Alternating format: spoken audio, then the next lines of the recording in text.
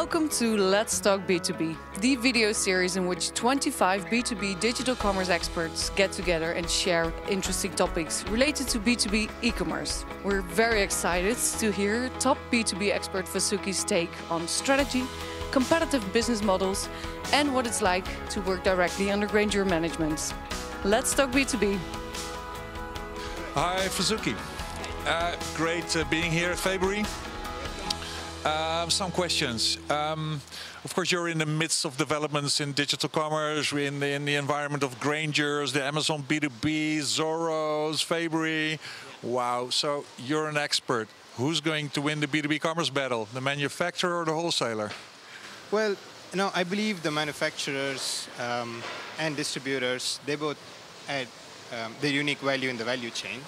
So I think a more important question would be, how are manufacturers and distributors going to win this battle together to deliver the best customer experience? So I don't think it's a matter if it's a question if one or the other is going to win.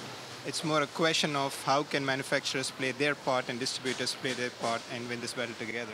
So all these CEOs in the boardrooms who are very, very worried, there's still a possibility to survive in the digital atmosphere there outside. Absolutely. Digital is changing everything, but it gives the equal opportunity to everyone. This is a field where everyone can win. That's the good news. It's about how we work together, how quickly we adapt, how quickly we change.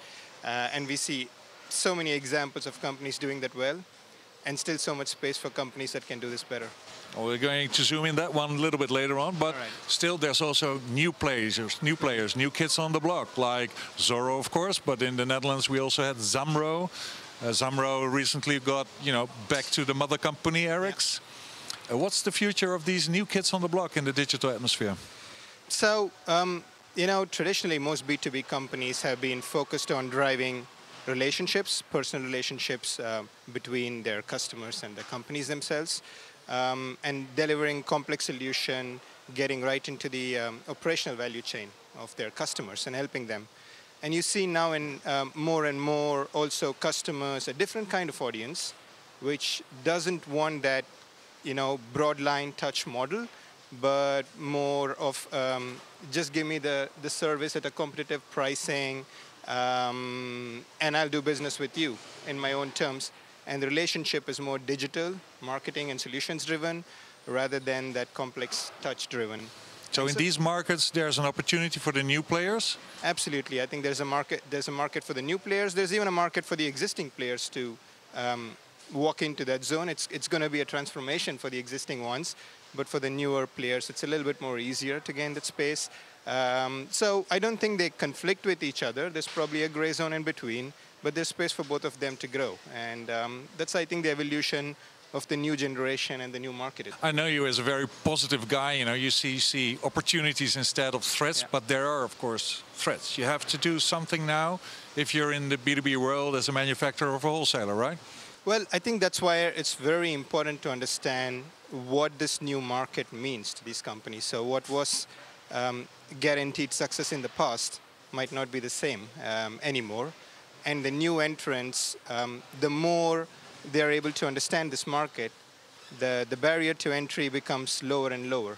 So that should be a warning for the existing players. That should be a warning for the manufacturers to step up their game, understand the customers better, work closely with the distributors. So it is a warning, but there is still a lot of hope. And talking about opportunities now, we are here at Fabry. Absolutely. I understand the robots are downstairs. Yeah. And see them running. There's one moving. Okay, great.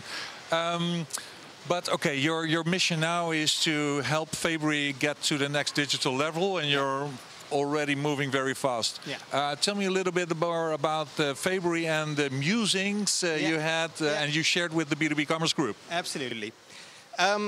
So we are in the journey from the traditional wholesaler, quite successful at that, the traditional wholesaler, to be more a player who's driven by technology, by innovation, but also be the leader in the fastening solutions. And there's a big part of strategy that drives this piece, of course. And maybe there's some people who don't know what fasteners are. Well, these are fasteners. They're in this box. They are part of it. So You would be surprised to know we have around 120,000 types of fasteners. All right. So basically talking about nuts, bolts, screws, and whatever. So you're going to see a lot of them here. And there are so many different types. We have 2 quality testing labs here. So we are the ones who can really guarantee quality around fasteners. We do a lot of testing ourselves. It's really certified. We're one of the few who does that. So we are really about fasteners. We breathe fasteners. We've been there since 1947. So that's core of our business. And you're really successful. But explain the digital part of it. Right. So from a digital perspective, what we see around us is the customer whose needs are evolving from someone who would just call you once in a while and you would be able to help him to someone who wants to make more and more decisions himself. We're seeing also at a customer level more and more consolidation of how customers want to deal with their suppliers. So not just do you have to deliver to the customer what he needs, but also add value to that. And that's where digital helps us. So digitization for us is not just selling in a digital way. Digitization for us is an end-to-end process optimization. How can digital help us enhance our supply chain? How can digital help us enhance our ordering process? How can digital help us enhance the inventory process? So it touches the whole business. Literally everything. So we don't see digital. That's why we call it digital. It's not e-commerce for us. It's really digital for us. It's a platform that we create to make it easy for the customer to do business with us, and that's how we want to lead the way there. So it's something not very. It's still something that's new for this industry, and we're leading the way there. And there's many of these industries there trying to find the right solution to get digital moving their business. Do you have some advices for all these viewers here? Right. So, well, these are still personal views, and I know that it varies from company to company. I think what's most important is to find out what is the main objective of how digitization is going to move your company's strategy, right? The strategy comes first. What do you do from a digital perspective that can actually help your strategy? For us, it's clearly gaining efficiency, but also exploring new markets, the reach that the digital provides to us. For us, it's also clearly about distribution being our core, and how can digital actually help our distribution and supply chain network to give us that advantage? How can it give us that barriers which will help prevent competition from getting in? So we use digital in different ways, and I think the most important message for me would be for everyone to think, what's the main objective that I go into digitization, and how is it going to help my core strategy?